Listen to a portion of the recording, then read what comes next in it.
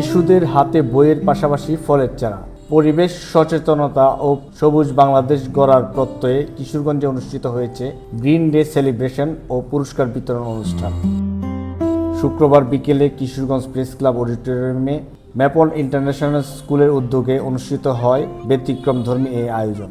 পরিবেশ দূষণ রোধ, প্লাস্টিকের ব্যবহার কমানো এবং শিশুদের স্বাস্থ্যকর খাদ্যাভ্যাসে উদ্বুদ্ধ করতে অনুষ্ঠানে নেওয়া হয় নানা আয়োজন ও উদ্যোগ।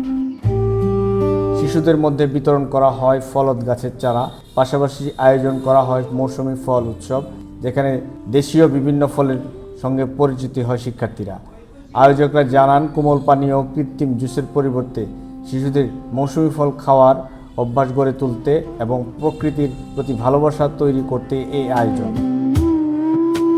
ম্যাপল ইন্টারন্যাশনাল স্কুলের করেসপন্ডেন্ট অসীম সরকার বাঁধনের সভাপতিত্বে অনুষ্ঠানের প্রধান অতিথি হিসেবে উপস্থিত ছিলেন কিশোরগঞ্জ 1 আসনের সংসদ সদস্য মাজহারুল ইসলাম। উদ্বোধক হিসাবে উপস্থিত ছিলেন কিশোরগঞ্জ 5 আসনের সংসদ সদস্য শেখ মুজিবুর রহমান ইকবাল। এই সময় অতিথিরা বলেন, পরিবেশ রক্ষা ও জলবায়ু পরিবর্তনের ঝুঁকি মোকাবেলা ও শিশুদের ছোটবেলা থেকে বৃক্ষরোপণ, প্রকৃতি প্রেম এবং পরিবেশ বান্ধব জীবনযাপনে উৎসাহিত করতে হবে। পরে সাংস্কৃতিক ও বিভিন্ন প্রতিযোগিতায় বিজয়ী শিক্ষার্থীদের হাতে পুরস্কার তুলে দেন অতিথিরা। মানে সবুজের সমাজ আছে, সারা দেশকে সবুজে রাঙিয়ে দিতে হবে। এর মানে হলো বৃক্ষরোপণ করতে হবে। আমাদের দেশ একটা ছোট্ট দেশ, আয়তনের তুলনায় এই দেশের জনসংখ্যা অনেক বেশি।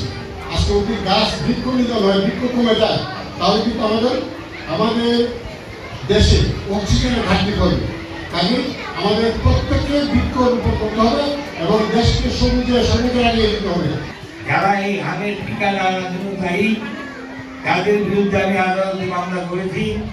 এই মামলা ইনশাল্লাহ সুপ্রিম কোর্টে দেখব।